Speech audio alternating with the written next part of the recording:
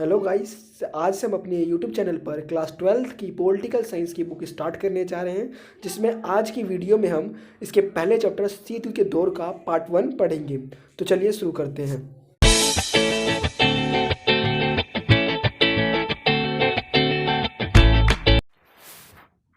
Chapter first, शीत युद्ध का दौर। शीत युद्ध के दौर को स्टार्ट करने से पहले हमें द्वितीय विश्व युद्ध के बारे में जानकारी होना आवश्यक है, क्योंकि द्वितीय विश्व युद्ध वह समय है जिसके बाद शीत युद्ध के दौर की आरंभ होता है। शीत युद्ध के दौर की जो टाइमिंग है 1945 से लेकर 1991 तक है, इसलिए जो है द्वितीय विश्व युद्ध को पढ़ना और भी जरूरी हो जाता है। जब हम द्वितीय विश्व युद्ध के बारे में पढ़ते हैं तो हम देखते हैं इसमें दो राष्ट्रों के बीच में लड़ाई हुई, मित्र राष्ट्र और धुरी राष्ट्र। ठीक है, मित्र राष्ट्र जो था वो कोई पर्टिकुलर देश नहीं था। तो मित्र राष्ट्र क्या थे? देशों के समूह थे। तो जो मित्र राष्ट्र के समूह में जो शामिल देश थे वो थे संयुक्त राज्य अमेरिका, सोवियत संघ, फ्रांस, ब्रिटेन और भी कई सारे देश शामिल थे। वहीं धुरी राष्ट्रों में जर्मनी, इटली और जापान, इन दोनों समूहों में लगभग 6 सालों तक लड़ाई हुई। एवं संयुक्त राज्य अमेरिका ने 6 अगस्त व 9 अगस्त 1945 को जापान के दो शहर हिरोशिमा और नागासाकी पर परमाणु बमों से आक्रमण करके द्वितीय विश्व युद्ध का अंत किया। और इसी घटना के बाद अंतर्राष्ट्रीय पटल पर दो महाशक्तियां उभरकर सामने आई, पहला सोवियत संघ और दूसरा संयुक्त राज्य अमेरिका। इन्हीं के बीच में 1945 से लेकर 1991 तक शीत युद्ध चला। ठीक है, जब हम शीत युद्ध को बारे में पढ़ लिए, द्वितीय विश्व युद्ध के बारे में जानकारी ले लेते तो हम ये पढ़ते हैं कि द्वितीय विश्व शीत युद्ध है क्या। ठीक है, तो शीत युद्ध का क्या फंडा है? ये कोई लड़ाई नहीं है। तो शीत युद्ध के बारे में पढ़ते तो क्या है, शीत युद्ध कोई डायरेक्ट फाइट नहीं है, ये दोनों देशों के बीच में लड़ाई डायरेक्ट नहीं हुई। तो क्या होता है, इसमें जो लड़ाई होती है पर वो एक नॉर्मल स्तर पर रहती है, स्तर से ऊपर नहीं बढ़ती। हमेशा क्या रहता है, तो युद्ध का भय बना रहता है। हमेशा विश्व में खतरा रहता है कि तीसरा वर्ल्ड वॉर होगा, इनके बीच में युद्ध होगा, परंतु वास्तव में युद्ध नहीं होता है। ठीक है, जैसे आप एक क्लास में कल्पना करोगे, आपको लगता है कि दो बच्चे दुश्मन है, आपस में जब मर्जी लड़ जाएंगे, पर अंत तक नहीं लड़ते हैं। वही स्थिति बिल्कुल शीत युद्ध की है। तो क्या होता है, इसका जब अर्थ निकालते हैं तो अर्थ देखते हैं, दोनों महाशक्तियों के बीच युद्ध जैसी स्थिति का उत्पन्न होना लेकिन वास्तव में युद्ध ना होना शीत युद्ध कहलाता है। तो इसे एक बार मेरे साथ रिपीट करेंगे और याद करने की कोशिश करेंगे। तो क्या है, दोनों महाशक्तियों के बीच युद्ध जैसी स्थिति का उत्पन्न होना लेकिन वास्तव में युद्ध ना होना शीत युद्ध कहलाता है। ठीक है, जब हम शीत युद्ध की टाइमिंग को देखते हैं तो कितनी लंबा है, 1945 से लेकर 1991 तक, कितने लंबे सालों तक क्यों चला, इसके पीछे क्या कारण थे? जब हम कारणों की बात करते हैं तो इसमें पहला कारण हथियारों की होड़ आता है। तो होड़ से जो पता है, हथियारों की ओर से जो मतलब निकालते हो तो हमारा मतलब ये होता है कि दोनों महाशक्तियों ने हथियारों की ओर अपना काफी ज्यादा व्यय किया, खर्च अपना ज्यादातर हथियारों पर किया। हथियारों होने ज्यादा होने का अर्थ क्या होता है, जिनको डर है कभी भी युद्ध हो जाएगा। ठीक है, तो इसलिए शीत युद्ध लंबा चला क्योंकि अपनी अर्थव्यवस्था का ज्यादातर व्यय हथियारों पर ही कर देते। ठीक है, दूसरा जो कारण था वो महाशक्ति बनने की, और दोनों को एक दूसरे को पीछे छोड़ना था, अपने आप को ऊपर साबित करना था, महाशक्ति बनना था, अपना वर्चस्व स्थापित करना था। ठीक है, इसलिए दुनिया को लगता था कि विश्व युद्ध होगा। ठीक है, हमेशा भय बना रहता था। ठीक है, और तीसरा जो सबसे महत्वपूर्ण कारण है वो विचारात्मक मतभेद। तो क्या था, दोनों महाशक्तियों के बीच में विचारात्मक मतभेद थे। एक साम्यवाद को मानता था तो एक पूंजीवाद को, सोवियत संघ समाजवाद को, और क्या कहते हैं जो अमेरिका है वो पूंजीवाद को। और दोनों की विचारधारा में जमीन आसमान का अंतर है। और हम जो साम्यवाद और पूंजीवाद में अंतर वो अगली वीडियो में देखेंगे। ठीक है, जो विचारात्मक मतभेद थे वो काफी बड़े थे, इसी के आधार पर दोनों के में मतभेद हुए। क्योंकि जो दोनों का मानना तो क्या था, तो जो सोवियत संघ था वो पूरी दुनिया को साम्यवाद या समाजवाद के तर्ज पर ढालना चाहता था, और वहीं जो अमेरिका है सबों को पूंजीवाद की तर्ज पर ढालना चाहता था। इन्हीं के बीच में इनका कारण चला, शीत युद्ध इतना लंबा कारण घिंच गया। ठीक है, इसलिए जो है शीत युद्ध इतना लंबा घिंच गया। ठीक है, जब हम आगे पढ़ते हैं तो क्या देखते हैं, शीत युद्ध के बाद जो क्या हुई, दुनिया आपस में दो में विभाजित होने लग गई, दो टुकड़ों में बढ़ने लग गई, दो ध्रुवों में उसका क्या हुआ, आरंभ हो गया, बटना जो है वो आरंभ हो गया। तो आरंभ के लिए क्या समझते हैं, तो क्या हो, जो पूर्वी देश थे वो सोवियत संघ के हाथ में चले गए, और जो पश्चिमी देश थे वो अमेरिका के हाथ में चले गए, और उन्होंने पे अपना कब्जा कर लिया, और उन्होंने अपने उसके बाद क्या क्या गुट बनाना उसमें स्टार्ट कर दिया। तो हम जब ये पढ़ते हैं छोटे देश उसमें शामिल क्यों होते थे, तो छोटे देश क्या होते थे, वो बाहरी शक्ति, सैनिक सुरक्षा के कारण इसमें मिल जाते थे। तो उनका प्रॉफिट क्या होता था, तो वो सैनिक सुरक्षा देखते थे, प्रौद्योगिकी देखते थे, कि कारण क्या करते थे, वो बड़ी महाशक्तियों के साथ जुड़ने लग जाते थे। जैसे पश्चिमी के देशों ने किसको अपना लिया, तो पश्चिमी के देशों ने अमेरिका के साथ जुड़ना स्टार्ट कर दिया। ठीक है, तो पश्चिमी के देशों में जो अमेरिका ने वो संगठन बनाया वो था नाटो। नाटो का जो अर्थ होता है वो उत्तरी अटलांटिक संधि संगठन होता है, जिसकी फुल फॉर्म पेपर में कभी भी एक नंबर का पूछा जा सकता है। ठीक है, तो बनाते हैं इसकी जो फीचर्स है वो फीचर्स क्या है। ठीक है, तो पश्चिमी जो संगठन है ये क्या है, इन्होंने नाटो अप्रैल 1949 में नाटो को बनाया। ठीक है, अप्रैल में 1949 को नाटो को उन्होंने बनाया। नाटो जो और नाटो में कुल कितने देश शामिल थे? तो नाटो में कुल 12 देशों को इन्होंने शामिल किया। 12 देशों में जो प्रमुख थे वो थे ब्रिटेन, फ्रांस, नॉर्वे, अमेरिका आदि प्रमुख थे। वही जो इनका उद्देश्य रहेगा, जब भी हम किसी संगठन को बनाते हैं या कोई कार्य करते हैं तो उसके पीछे हम उद्देश्य देते हैं। तो इनका उद्देश्य क्या था? अगर नाटो में सम्मिलित किसी भी देश पर अगर बाहरी किसी भी देश ने हमला किया तो नाटो में सम्मिलित सभी देश अपने ऊपर हमला मानेंगे। इसे एक बार मेरे साथ रिपीट करेंगे तो क्या कहेंगे? अगर नाटो में सम्मिलित किसी भी देश पर अगर बाहरी किसी भी देश ने हमला किया तो नाटो में सम्मिलित देश उसे अपने ऊपर हमला मानेंगे और मिलकर क्या कहते हैं, इनकी लड़ाई का सामना करेंगे। तो ये इसका क्या था? तो नाटो का उद्देश्य था। और जब दुश्मनी होती तो क्या करते हैं? हम दूसरे की कॉपी करते हैं। इसकी कॉपी क्या की? तो इसकी कॉपी हमारे सोवियत संघ ने अपने 6 साल बाद अप्रैल 1949 में किया। तो उसने क्या किया? तो उन्होंने अप्रैल 1949 में नाटो के प्रत्युत्तर में क्या किया? तो सोवियत संघ ने वार्सा पैक्ट को बनाया। इसे इधर संधि लिखी, इसको आप ठीक कर लीजिएगा। इधर क्या है? तो ये वार्सा पैक्ट है। वार्सा पैक्ट को बनाया। इसमें उन्होंने 15 देशों को शामिल किया। 15 देशों में हंगरी, रोमानिया, पोलैंड और सोवियत संघ इसमें खुद था। तो ये 15 देश शामिल थे। ठीक है, इनका उद्देश्य क्या था? इनका भी तो कार्टन का उद्देश्य होगा। जो इन्होंने संधि बनाई, इन्होंने पैक्ट बनाया, इनका उद्देश्य क्या था? तो इनका उद्देश्य बिल्कुल सेम नाटो की तरह था। जो अगर वार्सा पैक्ट में सम्मिलित किसी भी देश पर अगर बाहरी किसी देश ने भी आक्रमण किया तो वो जो वार्सा पैक्ट में शामिल सभी देश अपने ऊपर हमला मानेंगे और मिलकर उसका सामना करेंगे। ठीक है, आपको इतनी बात समझ में आ गई होगी। तो अब क्या है? तो जो छोटी छोटी शक्तियां मिलती थी वो महाशक्तियां कैसे मिलाती थी?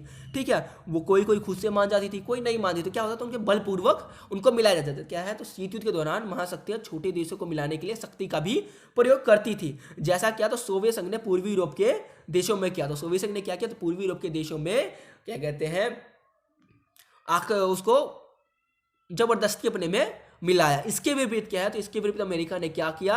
तो अमेरिका ने 2 संगठन बनाए। 2 संगठन कौन कौन से?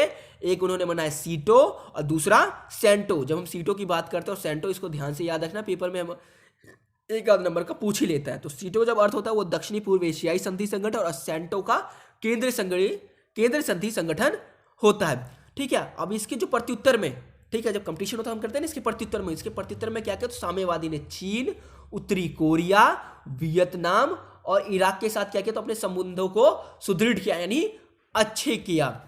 ठीक है, इसके बाद जब आगे बढ़ते देखते हैं छोटी महाशक्तियां मिलती क्यों थी? ठीक है, महाशक्तियां जो थी वो छोटे देशों को मिलाती क्यों थी? क्या कारण था जो उनको मिलाते? कि महाशक्तियां के पास इतनी पावर थी कि पूरे दुनिया को अकेले ही खत्म कर सकती थी। छोटे देशों क्यों मिलाती थी? तो उनके पीछे कारण हुआ करते थे। ठीक है, तो कारण क्या थे? तो कारण थे, पहला जो कारण हम देखते हैं वो महत्वपूर्ण संसाधन। तो क्या होता था? छोटे देशों के पास महत्वपूर्ण संसाधन मिल जाते। जैसे महत्वपूर्ण संसाधन में तेल खनिज। तो क्या था? जो छोटे देश थे उन्हें जो अपने खनिज है या तेल है उनका प्रयोग उन्हें पता नहीं था। ठीक है, उतने प्रौद्योगिकी विकसित नहीं थे। तो क्या करते थे? महाशक्तियां उनका जो है यूज किया करती थी। ये काफी लंबे समय तक चला, और जिसका है वो जब नव अंतर्राष्ट्रीय आर्थिक व्यवस्था थी तभी जाके इसका कोई समाधान होता है प्रौद्योगिकी को लेके। ठीक है, दूसरा आता है भूक्षेत्र का उपयोग क्या करती थी? सैनिकों का संचालन करने के लिए उन्हें तो भूक्षेत्र चाहिए थे। तो सैनिकों के संचालन के लिए वो छोटे देशों से भूक्षेत्र का भी सहायता लिया करती। तो तीसरा कारण क्या था जिनके कारण मिलाते? तो तीसरा था वो सैनिक ठिकाने। वो क्या करते थे? वो सैनिक ठिकाने बनाते थे। सैनिक ठिकाने किस लिए? तो एक दूसरे की महाशक्ति क्या करती थी? एक दूसरे की जासूसी कराने के लिए सैनिक ठिकाने भी बनाते थे वहां पे। जो चौथा और बड़ा कारण वो क्या है? आर्थिक सहायता। तो आर्थिक सहायता के लिए, क्योंकि जो युद्ध होता है या जो हम हथियार खर्च करते हैं, जो हमने पढ़ा, जो ये काफी ज्यादा हथियार खर्च किया, तो उसमें क्या चाहिए होता है? तो मनी चाहिए, पैसा चाहिए। उनके पास नहीं, महाशक्तियां होता है खर्च नहीं कर सकती। तो क्या कहते हैं? छोटे देशों पे भी थोड़े बहुत उनसे भी सपोर्ट महाशक्तियों को मिल जाता था। इसलिए क्या करती थी महाशक्तियां? छोटे देशों के अपने साथ मिलाती थी। एक बार इसे दोबारा पढ़ेंगे तो क्या है? तो पहला कारण जो था वो महत्वपूर्ण संसाधन। ठीक है, महत्वपूर्ण संसाधन में कौन कौन से? तो तेल और उनके खनिज। और दूसरा था भूक्षेत्र किस लिए? क्योंकि सैनिकों के संचालन के लिए उन्हें भूक्षेत्र की आवश्यकता होती थी। तीसरा क्या? तो सैनिक ठिकाने के लिए। क्यों? तो क्या करते थे? दूसरों की जासूसी करवाने के लिए करते थे। चौथा जो कारण पड़ता है आर्थिक सहायता क्या? जो युद्ध के समय में या कभी भी पैसों की जो फंडिंग कम हो जाती थी वो छोटे छोटे देशों से भी वो मंगा सकते थे, तो सैन्य खर्च वहन कर सकते थे। ठीक है, इसलिए जो महाशक्तियां थी वो छोटे देशों के साथ संबंध बनाती थी। ठीक है, जब इसके बाद अगला टॉपिक पढ़ता है और जो अपने किताब का सबसे पहला टॉपिक, और ये हर साल पेपर में 6 नंबर का पूछा ही जाता है, वो है क्यूबा मिसाइल संकट। क्वेश्चन याद है क्यूबा मिसाइल संकट क्या था? ठीक है, इस पर अपने बिंदु स्पष्ट करें, ठीक है। ऐसे हमेशा हर साल 6 नंबर का क्वेश्चन ये आता है। जब हम क्यूबा मिसाइल संकट में पढ़ते हैं तो इसे हम नोट से कम, इसे हम सबसे ज़्यादा मैप में पढ़ेंगे, ठीक है। मैप में इसका सारा आपको आंसर मिल जाएगा। जब हम इसे देखते हैं मैप में तो हम देखते हैं, सो जो हम देखेंगे स्टार्ट करेंगे, पहले करेंगे क्यूबा से। तो क्यूबा कहाँ है? तो क्यूबा ये है अमेरिका के पास स्थित। अमेरिका कहाँ है? तो ये रहा, आप सबको पता है अमेरिका कहाँ स्थित है। और जो सोवियत है, सोवियत संघ, ये रशिया के पास इस पार्ट पर स्थित था, ठीक है। तो अब क्या हुआ, तो अप्रैल 1961 का महीना था, ठीक है। अप्रैल 1961 का महीना, यहाँ के जो नेता थे वो फिदेल कास्त्रो, यहाँ के जो नेता थे, यहाँ के जो नेता थे वो थे निकिता खुशिश। सोवियत संघ के नेता थे वो निकिता खुशिश। उनको चिंता सताती है जो अमेरिका है वो क्यूबा पर क्या करेगा, वो सैनिक तख्ता पलट करके वहाँ पे अपनी सरकार में चलाएगा, ठीक है। तो इसलिए क्या करता है वो, वहाँ पे सैनिक ठिकाना, यहाँ पर जो है सैनिक ठिकाना बनाने की सोचता है। अब ये सोचिए अगर ये सैनिक ठिकाना यहाँ बनाता है तो क्या होता है, यहाँ पे अगर ये सैनिक ठिकाना बनाएगा तो इस पे आक्रमण करने के उसके ज़्यादा सैनिक ठिकाने जो है एक सोवियत संघ के हाथ में आ जाएंगे, ठीक है। तो अप्रैल 1962 तक बना देता है। तो अमेरिका के जो राष्ट्रपति होते हैं वो होते हैं, क्या कहते हैं, जॉन एफ कैनेडी। उनको ये बात जो है 21 दिन बाद या 3 हफ्तों बाद पता चलती है। तो वो क्या करते हैं, वो निर्णय लेते हैं, तो निर्णय लेते हैं कि यहाँ से जो आने वाले जंगी बेड़े हैं सोवियत संघ आने वाले, उनको क्यूबा पहुँचने से पहले बीच में रोक दिया जाए, जिससे वो क्यूबा तक नहीं पहुँच पाएंगे और वापस चले जाएंगे, ठीक है। तो निर्णय जैसे लिया जाता है वैसा ही होता है, ठीक है। कुछ जहाज रुक जाते हैं, कुछ वापस चले जाते हैं। इससे क्या होता है, जो विश्व है तीसरे वर्ल्ड वॉर से बच जाता है, ठीक है। अगर इस समय थोड़ी सी भी गलती हो जाती है तो तीसरा विश्व युद्ध हो जाता, इसलिए इसे शीत युद्ध का चरम बिंदु भी कहते हैं। अब इसे एक बार जो है हम अपने नोट्स के माध्यम से समझेंगे। तो इसमें हम जब पहला पॉइंट देखते हो, पहला पॉइंट मैंने क्या लिखा है, तो पहला पॉइंट हमने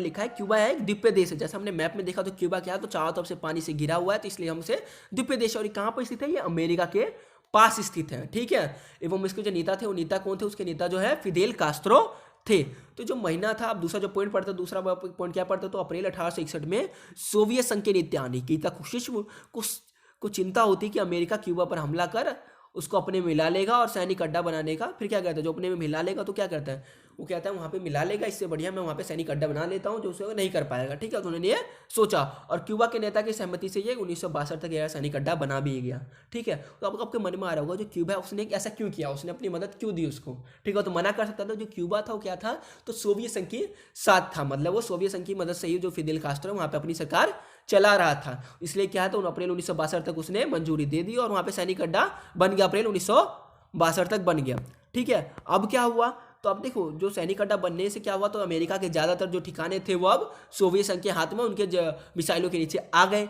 अब क्या हुआ, तो इनको जो जॉन एफ कैनेडी थी उसे ये बात 3 हफ्तों बाद पता चली कि वहाँ पे भाई, तो इन्होंने क्या कहते हैं सैनिक अड्डा तैनात कर दे। तो क्या करता है वो, आपातकालीन एक बैठक बुलाता है, ठीक है, जिसमें वो बैठक में क्या होता है, बैठक में ये निर्णय लिया जाता है कि सोवियत संघ से आने वाले जंगी बेड़े को क्यूबा पहुंचने से पहले ही रोक दिया जाए। तो क्यूबा पहुंचने से पहले ही रोक दिया जाए, जिससे क्या होगा, तो कुछ जहाज रुक जाएंगे और कुछ वापस चले जाएंगे, ठीक है। और बिल्कुल सेम ऐसा ही होता है, ठीक है, कुछ जहाज रुक जाते हैं और कुछ वापस चले जाते हैं, ठीक है। इसके बाद हम छठा पॉइंट पढ़ते हैं, क्या होता है, ये जो है इस घटना के दौरान क्या होता है, महाशक्तियाँ काफ़ी करीब आ जाती है। तो क्या हो जाता है, इस जो कारण में क्या होता है, जो सोवियत संघ के जंगी बेड़े और जो अमेरिका काफ़ी आमने सामने आ जाते हैं। अगर इस समय अगर थोड़ी सी भी गलती होता है तो क्या होता है, तो विश्व जो है वो तीसरे युद्ध का जो संकट झेलना पड़ता, ठीक है। इसलिए से क्या कहा जाता है, इसे शीत युद्ध का चरम बिंदु भी कहा जाता है, ठीक है। तो अब ये हमने यहाँ तक पढ़ लिया। जब इसे अपने जब भी इसे पढ़ो तो अपने आप से रिलेट करके पढ़ना, और ठीक है। और यही वीडियो आज यहीं तक रहेगी, इसका पार्ट 1 है ये। और जब आपको पार्ट 2 के लिए अगली वीडियो का इंतजार करें, अगर वीडियो पसंद आई तो लाइक, सब्सक्राइब और शेयर करना ना भूलें।